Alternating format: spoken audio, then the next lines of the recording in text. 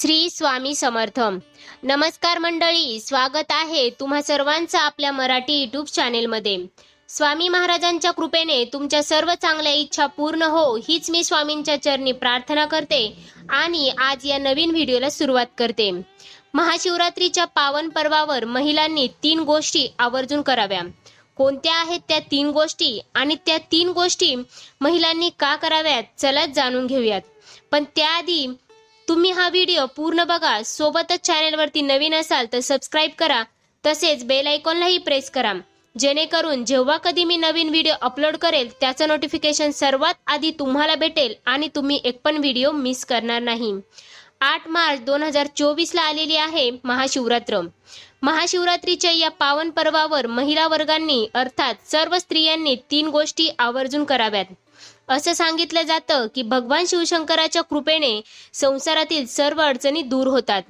आता ज्या महिलांच्या अशा समस्या आहेत की ज्या महिलांचे त्यांच्या पतीबरोबर पटत नाही किंवा काही ना काही कारणामुळे त्यांच्या संसारामध्ये अडचणी येतात, तसेच संसारामध्ये सुख शांती नाही किंवा संसार सुखाचा व्हावा, यासाठी सुद्धा भगवान शिवशंकराची उपासना स्त्रियांनी अवश्य करावी असं सांगितलं जातं. म्हणूनच आज आपण बघणार आहोत की महाशिवरात्रीला स्त्रियांनी कुठल्या गोष्टी करायला हव्यात. खरं तर स्त्रिया शिव उपासना करतात त्या पतीला दीर्घायुष्य लाभावं, पतीला सुख शांती लाभावी आणि संसार सुखाचा व्हावा यासाठीच. म्हणून तर अगदी लग्नाआधीपासूनच हरतालिकेचं व्रत केलं जातं आणि लग्नानंतर सुद्धा शिवपार्वतीच्या पूजनाची अनेक व्रत केली जातात. महाशिवरात्री हा दिवस खास असतो आणि विशेष असतो. म्हणूनच या दिवशी सुद्धा महिला वर्गाने संसार सुखाचा होण्यासाठी कुटुंबातील सर्व सदस्यांची प्रगती तसेच आर्थिक स्थैर्य, सुख समाधान, शांती लाभण्यासाठी काही गोष्टी आवर्जून कराव्यात. त्यामध्ये सगळ्यात पहिली गोष्ट ती म्हणजे महाशिवरात्रीचा उपवास प्रत्येक स्त्रीने करावा. जसा तब्येतीला झेपेल त्याप्रमाणे करावा, पण हा उपवास नक्की करावा. या दिवशी रात्री एक वेळ भोजन करून सकाळी फलाहार करावा.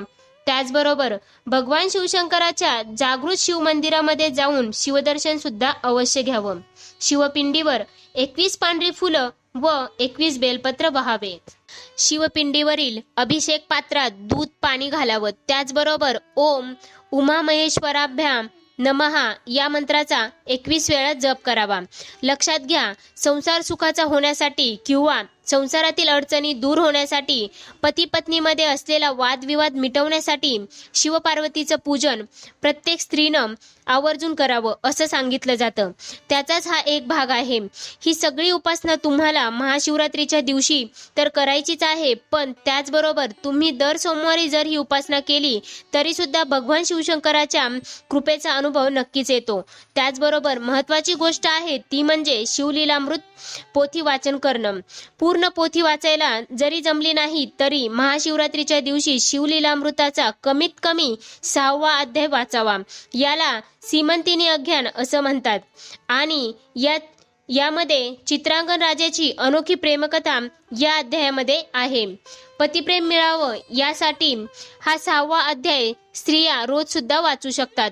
स्त्रियांनी आपल्या राहत्या घरी शिवपार्वतीचा एकत्र असलेला फोटो लावावा. या फोटोचे शक्य झाल्यास रोज पूजन करावे किंवा दर सोमवारी तरी किमान या फोटोची पूजा करावी. शिवपार्वती हे एक यशस्वी प्रेमी दाम्पत्य समजलं जातं, त्यामुळे महिलांनी शिवलिंगासोबतच शिवपार्वतीच्या फोटोचेही पूजन करावे.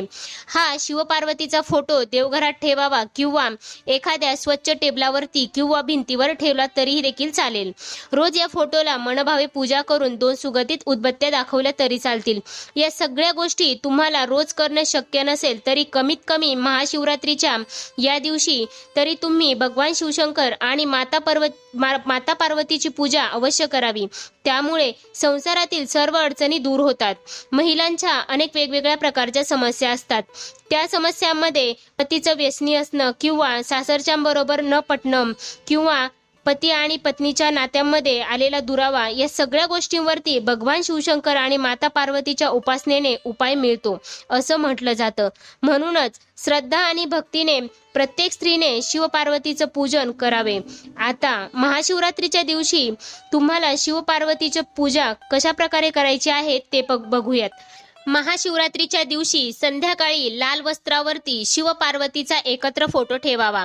या फोटोच्या पायाशी भगवान शिवशंकरांच्या पायाशी भस्म आणि माता पार्वतीच्या पायाशी हळदी कुंकू अर्पण करावं. तुपाचा दिवा ओवाळावा. 11 धोत्र्याची फुलं, 11 बेलपत्र तसेच सुगंधित धूप आणि अगरबत्ती लावावी. साखर किंवा खडीसाखर तसेच गुळ खोबऱ्याचा नैवेद्य दाखवावा आणि शिवपार्वतीचे मनोभावे पूजन करावे. तुम्ही प्रत्येक महिन्याची शिवरात्र येते त्या शिवरात्रीला सुद्धा शिवपूजन करू शकता. प्रत्येक महिन्यात येणाऱ्या शिवरात्रीला मासिक शिवरात्र असं म्हणतात. या मासिक शिवरात्रीला सुद्धा महिलांनी विशेष शिवपूजन केले तर त्यांना निश्चितच त्याचा लाभ होतो. या दिवशी फक्त धोत्र्याच्या किंवा पांढऱ्या फुलांनी भगवान शिवशंकर आणि माता पार्वतीचं पूजन करावं. घरी शंकराची पिंड किंवा फोटो असल्यास या मंत्राचा जप 108 वेळा जप करत धोत्र्याची किंवा अन्य पांढरी फुलं शिवपिंडीवर अर्पण करावी. मंत्र आहे ओम उमा महेश्वराभ्याम शिवाय नमः. हा मंत्र मासिक शिवरात्रीला करण्याच्या पूजेसंबंधीचा मंत्र आहे. मैत्रिणींनो, या व्हिडिओमध्ये आपण 2-3 उपाय पाहिले. एक म्हणजे तुम्हाला प्रत्येक शिवरात्रीला म्हणजे जी महिन्यामध्ये शिवरात्र येते त्या शिवरात्रीला करण्याची विशेष उपासना ती मी तुम्हाला सांगितली. तसेच येत्या महाशिवरात्रीला कुठली उपासना करावी त्या मंत्राबद्दल आपण जाणून घेतलं. आता स्त्रियांनी पठण करायचे शिवमंत्र बघूया. भगवान शिवशंकराचे कुठले मंत्र स्त्रियांनी म्हणायचे हे मंत्र तुम्ही शिवरात्रीला तर कराच, पण रोज सुद्धा तुम्ही या मंत्राचं पठण करू शकता जेणेकरून तुमच्या घरातील समस्या दूर होतील. त्यातील पहिला मंत्र आहे उमा महेश्वराभ्या नमः.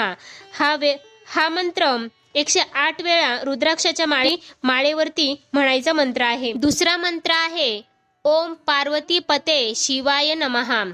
हा सुद्धा 108 वेळा रुद्राक्षेच्या माळेवरती करण्याचा मंत्र आहे. 108 वेळा जमत नसेल तर तुम्ही 11, 21 किंवा अगदी 31 वेळा सुद्धा करू शकता. या व्हिडिओमध्ये आपण 2-3 उपाय पाहिले, पण त्यापैकी कुठलाही एक उपाय तुम्ही अगदी श्रद्धा भक्तीने करू शकता. महाशिवरात्रीच्या दिवशी भगवान शंकर आणि माता पार्वतीच्या फोटोचे पूजन नक्की करा.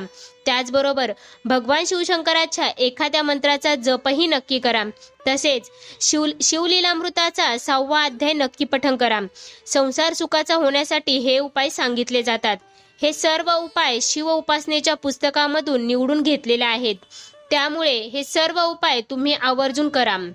आजचा हा व्हिडिओ तुम्हाला आवडला असेल तर लाईक करा, कमेंट करा. सोबतच चॅनेलवरती नवीन असाल तर सबस्क्राईब करा. पुन्हा भेटूया अशाच माहितीपूर्ण व्हिडिओ सोबत. तोपर्यंत श्री स्वामी समर्थ.